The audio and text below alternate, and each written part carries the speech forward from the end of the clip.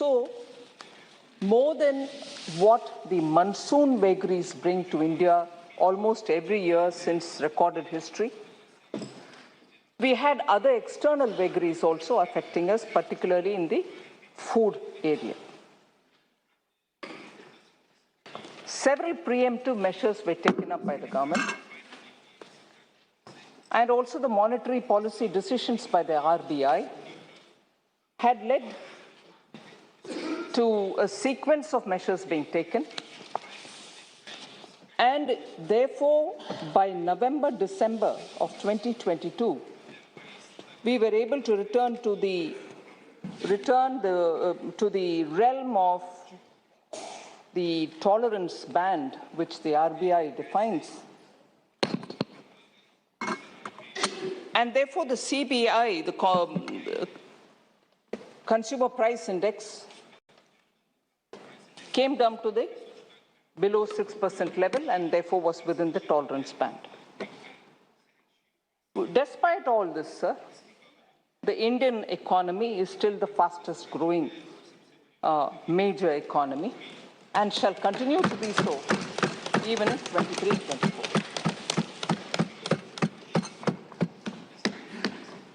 So since the pandemic, when the economy dipped by -23, our efforts to recover the economy has been through the CAPEX route, capital expenditure route from the government side. And this, because it has great multiplier effect, enables to have in situ jobs created where the projects of the public expenditure are being spent and the projects are being made to rise. So that immediately in situ creates a lot of jobs and therefore triggers better income and therefore triggers better consumption. This is a well-established route in terms of multiplier for capital expenditure, as different from the route which is asserted by economists when you give money in the hands of the people, where the multiplier is far lesser than a rupee spent, is far lesser than that rupee spent. The next very important line is also enhancing the productive capacities in the economy so that we can spur and sustain domestic demand. Third is also an approach which is comprehensive, looking at social security. I already explained the inflation management. So these four major routes and activities have actually kept the economy in a sustained growth path. So in a way, if I have to put in a few words what this budget of 2023-24 is, it actually, in a way, if I can say, astutely balances the requirement for India's development imperatives within the limits of fiscal prudence. So that is a very difficult balance. I'm sure most of us who are speaking on the Indian economy and the budget would observe that it is a very, very tight,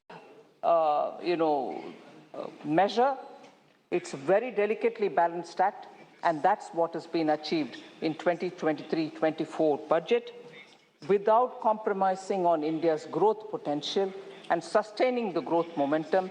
We also have made sure that fiscal prudence is maintained as per the glide path we had given 2 years ago. We were in a stretched fiscal situation, sir, post the pandemic. However, the growth in 23-24, the period for which this budget is presented here, will be with good policies such as the PM Gati Shakti, National Logistics Policy, and also the PLI scheme, and with cooperative federalism in mind, empowering states is of great concern for us. And as I go about speaking on specific points on which members of parliament have spoken, I'll also highlight what measures, even as of today, I have taken in order to maintain the state's fiscal health and also ensure that money is in their hands at the time when they need it. So actually from the budget itself, I wanted to place on record again through this response my reply. But even as I heard very many members speak about it, there was this repeated question about, are we giving enough for the states? Total resources are being transferred to states. I'd like to highlight and begin with that. Total resources being transferred to the states, that is the central share in taxes, releases under the centrally sponsored schemes, both put together, under the BE 23-24, which is the proposed budget which is on the table of this House for consideration, is estimated at 17.98 lakh crores. This is higher. This is higher by 1.55 lakh crores over the last year, which is the current running year as of March 31st, 2023. So this is higher by 1.55 lakh crores over RE of 22-23. I'm not even comparing it with the BE. Even over the RE, what we've proposed in the current budget, which is under the consideration of the Parliament, is far higher. It is higher by 1.55 lakh crores and 2.9 lakh crores. And it is 2.91 lakh crore more than the actual of 21-22, the year before. The capital expenditure for 23-24 is at 10 lakh crore, which most members have heard me say, whereas in the year 1920, this amount was only 3.39 lakh crores. And if I go to the last full budget presented during the UPA's 10 years, that is in 2013-14, it was only 2.91 lakh crores. 2.91 lakh crores in 13-14, the last of the UPA budgets. 2019-20 budget, which is the budget before the pandemic, it was 3.39 lakh crores. So the states will be the partners in this massive capital expenditure exercise. And in the budget of 23-24, that is the current budget, we have made an allocation of 1.3 lakh crores to the states as interest-free capital expenditure loan, which will run for 50 years. So 1.3 lakh crore is being given to states as 50-year loan without interest. So the state's interest has always been kept up and kept in our mind, and making sure that we are in time giving them what is their rightful amounts. So whilst I go through the members and their points, I'm just broadly telling you the issues which this budget addresses and made specific allocations. Broadly, the headings are middle class, employment related, MSME related, agriculture related, rural population related, health related, and green growth related. So I will very quickly just give you the bullets under each of them so that all of us have a complete comprehensive picture on each of these headings. For middle class, the new tax regime is very attractive. No tax for those with income less than 7 lakhs. Tax exemption limit will be 3 lakh under new regime against what was prevailing at 2.5 lakhs earlier. Standard deduction for salaried allowed in new regime as well. Will reduce tax liability. This proposal will reduce tax liability for majority of middle class taxpayers. New regime will be the standard or default. Taxpayers will have to opt for the old regime if she or he wants. Doubling of investment limit in small savings schemes from 15 to 30 lakh, and increase in limit of monthly income scheme benefiting senior citizens and others through high interest rate with full safety will also benefit the middle class. And finally, for middle class, new small savings scheme for women and girls with attractive interest rate of 7.5% for a 2-year tenure. Sir, here I can't see member N.K. Premchandran, who asked for a clarification regarding the new income tax regime. He said, I'm paraphrasing, I'm not quoting his exact words, but he said that under the old tax regime, a common man can save up to 4.5 lakh on his income from 9 lakhs. On his income of 9 lakhs, he can save up to 4.5 lakhs. However, he said in the new regime that won't help at all.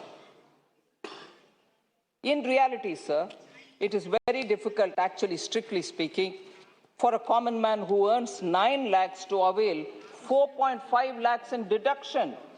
And after all, since he has to run the family as well as think of constantly of how best he can reduce the taxes. So when he's earning 9 lakh annually, 4.5 lakh in deduction itself will be quite a large and effort-ridden exercise. Enhanced rebate, whereas what we want to explain here, since the enhanced rebate in the new scheme is unconditional, it will greatly benefit income earners in the lower tax brackets as they have higher disposable income in their hands for meeting their essential expenditure. So I wanted to just assure member N.K. Premchandran that it's not always possible for a 9 lakh salaried person to have 4.5 lakh under exemption and then also be having enough money to spend for his family. So that was for middle class. So if I move for employment-related information from this budget, sir. Increase in capital expenditure with large multiplier effect, and that's 10 lakh crores, and of which 1.30 will go to the states as well. Increased credit of 2 lakh crore at lower interest rate to MSMEs, who are the biggest job creators. Lab-grown diamonds have been given a fillip, which is a sunrise sector, and it has very high employment potential. Multidisciplinary courses for medical devices to create skilled manpower in futuristic medical technologies, manufacturing, and research. That's also aimed at greater employability for our people. Job opportunities through Make AI in India and Make AI Work for India in educational institutions is clearly giving that cutting-edge benefit for our students. Comprehensive tourism package for 50 destinations, creating direct and indirect jobs. PM Kaushal Vikas Yojana 4.0 to be launched, covering new age courses like coding, AI, robotics, mechatronics, IoT, 3D printing, drones, and soft skills are all aimed at giving that lead advantage for those who come out of colleges with these skills, who can then be employable straight away. 30 Skill Indian International Centers. 30 Skill India International Centers will be established to train youth for international job opportunities, inclusive of any optional language which they would want. So this is about employment, particularly from this budget. For MSMEs, sir, Vivad Se Vishwas. Vivad Se Vishwas scheme for refunding forfeited amount, accelerator fund for agri-startups, major increase in storage facilities through cooperatives, computerization of the PACs, tax relief to cooperative sugar mills and PACs. That is more than about 9,000 crores, which is going for the benefit of the sugarcane farmers. Decentralized storage facilities through cooperatives to enable farmers to store their produce and sell it at the right time when they will get better prices. And also a new sub-scheme for fishermen, fish vendors under the PM Matsya Sampada Yojana. All this is definitely going to make India's agriculture far more robust. Rural population, sir, huge increase in the outlay for Pradhan Mantri Awas Yojana, 66% increase And 79,000 crores are being given for PM Awas Yojana. Increase in the outlay for Jal Jeevan Mission from 60,000 crores to 70,000 crores. 15,000 crore mission for particularly vulnerable tribal groups. We talk about inclusion, but when we talk about what is being provided to the tribes, nobody wants to hear that, and they will still question. Sir, I have a request. Today being the Friday, that the private member business, since this is financial business is going on, it may be kindly taken up on Monday. सदन की सहमति है? माननीय वित्त मंत्री जी।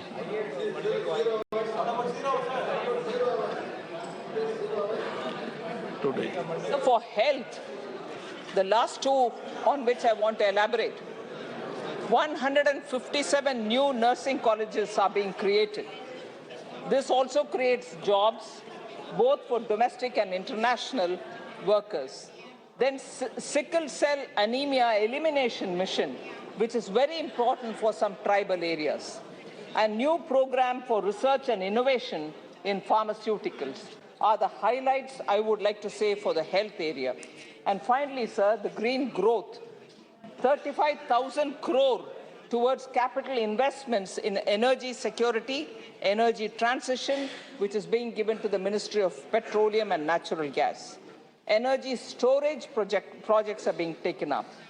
Funds for scrapping polluting vehicles for both center and states are being given. Amrit Dharohar for conservation of wetlands are being taken up. Exemption of excise duty for blended compressed natural gas. Customs duty exemption for capital goods needed for lithium-ion cells for batteries in electrical vehicles, and green hydrogen mission. So in a gist, I tried capturing all those topics under which the budget had a lot of provisions here and there, but I've put it all together to summarize here, sir. Now I go to those 15 particular groups of issues on which honorable members have spoken. I'll group it all together on behalf of the members and try to address them.